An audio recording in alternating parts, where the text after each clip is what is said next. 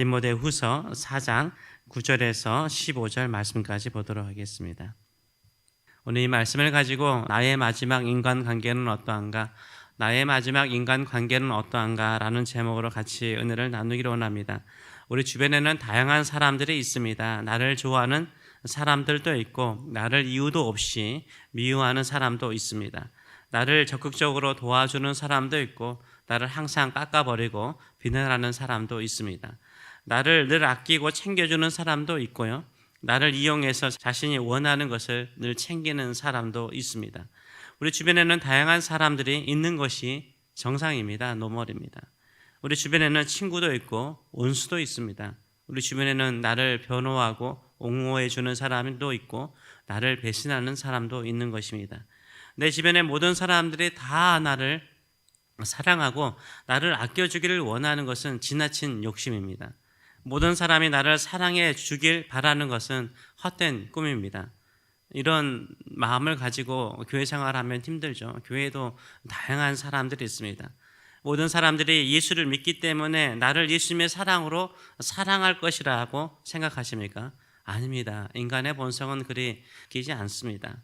그래도 그 중에서 나를 사랑하고 아끼는 사람이 있는 것으로 감사하시는 저와 여러분 되시길 축원합니다.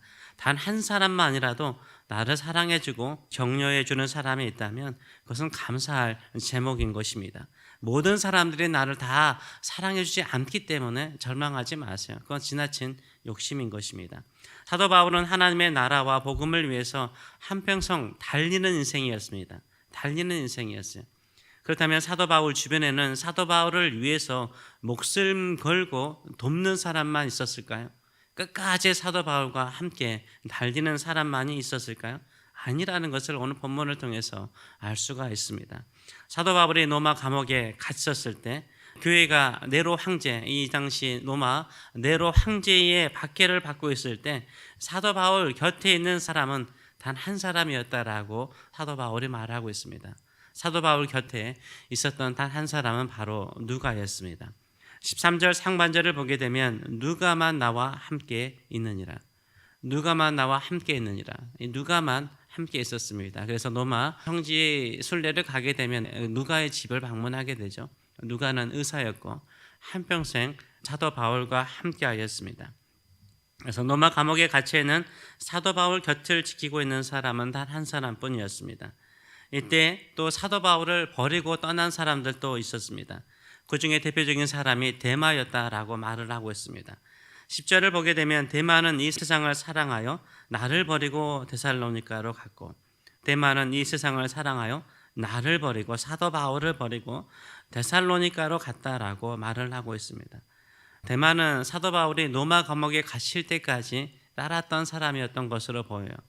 그런데 무슨 일이 있었는지 사도 바울을 떠나서 데살로니가로 갔어요. 근데 이때 사도 바울이 이 데마에 대해서 이야기하기를 뭐라고 말합니까? 그는 이 세상을 사랑했다라고 말을 하고 있어요. 이 세상을 사도 바울보다 더 사랑했죠. 이 세상을요 예수님보다 더 사랑했고 복음보다 더 사랑했습니다. 이 세상에서 좀 편하게 살고 싶은 거죠. 박해가 있으니까, 어려움이 있으니까 나도 사도 바울처럼 그런 박해와 어려움, 감옥에 갇히는 삶은 살고 싶지 않은 거죠. 세상의 부유함과 세상의 편리함을 따라서 사도 바울을 멀리하고 멀리 떠나갔다라고 말을 하고 있습니다. 솔직히 사도 바울이 데마를 이야기하는 것을 보게 되면 데마가 떠난 이후에 매우 마음이 아팠던 것 같아요. 아팠기 때문에 이런 아픈 마음을 표현한 것 같습니다. 저도 목회자로 살면서 이런 아쉬움이 남는 사람들이 참 많습니다.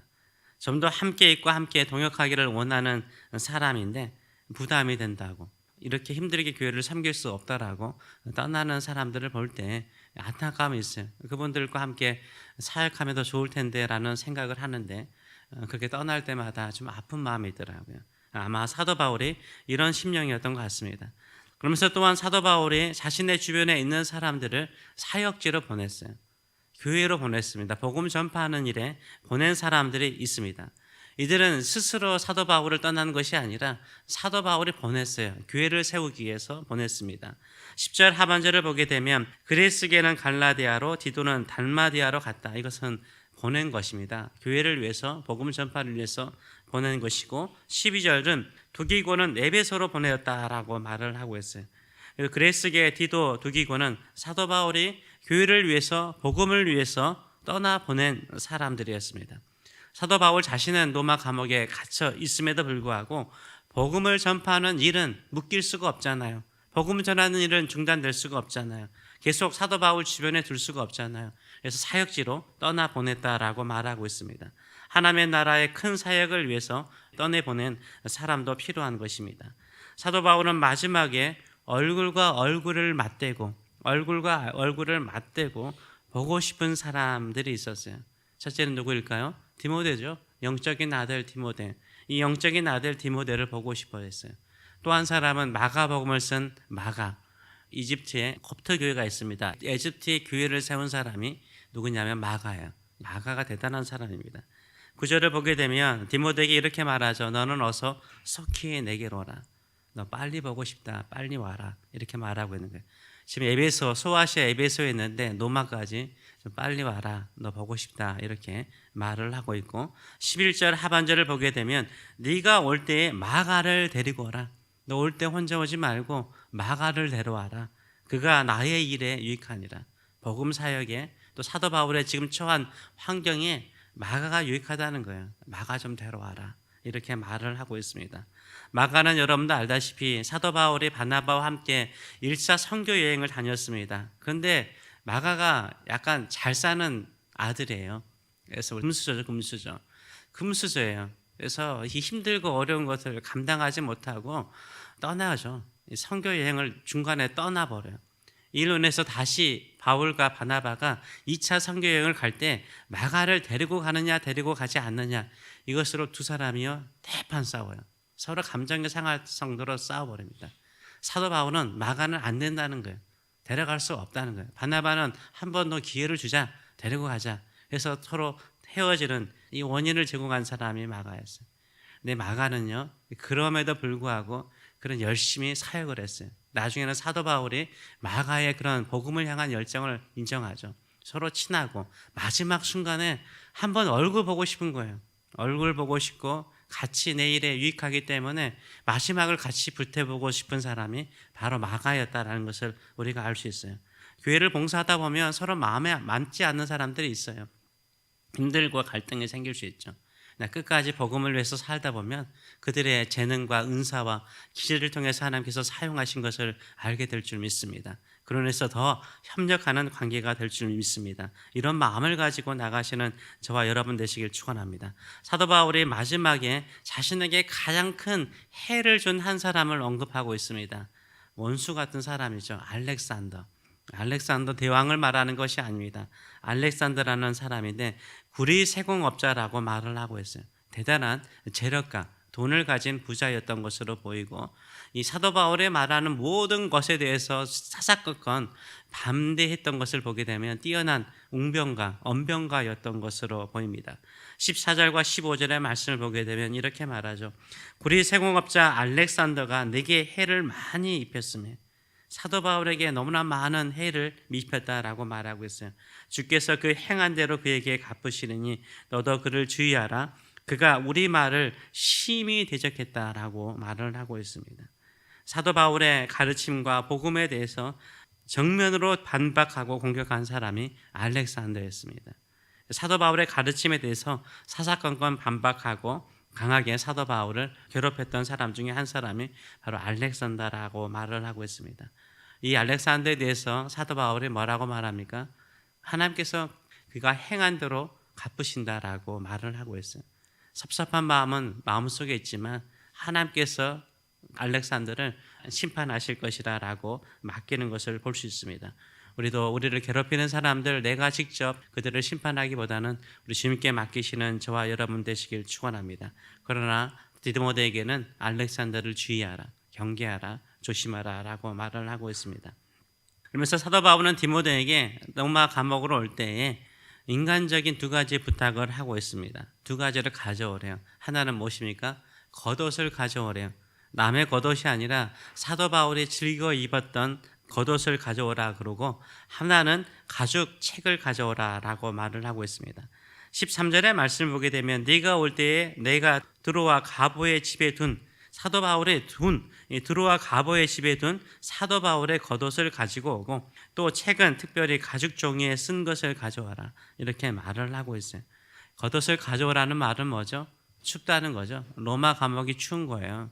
로마 감옥이 너무 춥고 이제 겨울이 가까워지니까 겉옷이 필요한 거죠. 그래서 겉옷을 가져오라라고 말을 하고 있으며 가죽으로 쓴 책은 성경을 말하죠. 그래서 마지막까지 감옥에서 성경을 연구하고 성경에 대해서 더 깊이 묵상하고자 하는 사도 바울의 마음을 알 수 있습니다. 여러분에게 마지막 순간에 다시 만나고 싶은, 얼굴을 보고 싶은 사람이 있으면 누구라고 생각하십니까? 여러분이 가장 힘들고 어려울 때 여러분 곁에 끝까지 있어준 사람이 누구라고 생각하십니까? 여러분이 마지막까지 남은 사역을 감당할 수 있도록 맡길 수 있는 사람이 누구입니까? 여러분이 죽을 때까지 포기하지 않고 하고 싶은 경건, 끝까지 하고 싶은 경건은 무엇입니까? 항상 마지막을 생각하면서 주를 향해서 열정을 가지고 살아가시는 저와 여러분 되시길 축원합니다. 모든 인간 관계는 우리의 뜻대로 되지 않습니다. 마지막까지 끝까지 같이 가는 사람이 진정으로 우리의 친구요, 동역이요, 또 하나님의 나라를 위한 사람인 줄 믿습니다. 이런 믿음을 가지고 주님 내 곁에도 필요한 사람, 또 떠나보낼 사람, 또 마지막까지 보고 싶은 사람들이 내 주변에 많아지게 하소서. 이런 마음을 가지고 살아가시는 저와 여러분 되시길 축원합니다. 진정한 친구는 주를 향하여 나가는 사람인 줄 믿습니다. 기도하겠습니다.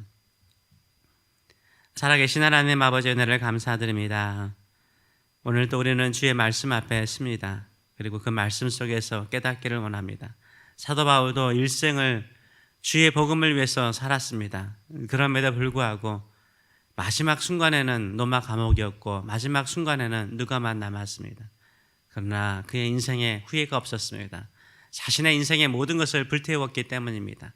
진정한 친구요, 진정한 동역자요, 진정한 승리자는 우리 주님이시고 그 주님께서 사도 바울과 함께 계셨기 때문입니다. 우리의 인생이 주와 함께 동행하는 인생 되게 하시고 우리 주변에 끝까지 복음을 위해서 주의 나라를 위해서 힘쓰는 자들이 많아지는 삶이 될 수 있도록 축복하여 주시옵소서. 감사드리며 예수님의 이름으로 기도하옵나이다. 아멘.